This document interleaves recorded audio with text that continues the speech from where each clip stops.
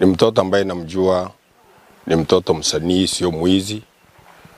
Na nilishangaa sana kusikia kwamba ameiba pikipiki karibu na mahali walikuwa wameenda kufanyia drill hii ya usanii wao huu. Sasa mmoja wao akamtupa pikipiki ambayo walikuwa nayo, kumbe akaconfuse kidogo, akashika ya jirani, akashika pikipiki jirani hapo. Kushika tu kwamba labda ameconfuse, mwenye pikipiki akadai kwamba anamuibia pikipiki.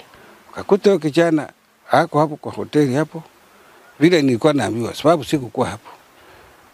Wakakuta hiyo pikipiki iko hapo. Nasema na wao wako hapo. Wakaanza sasa kuuliza pikipiki ulikuwa na Baraka wapi? Kabla achaongea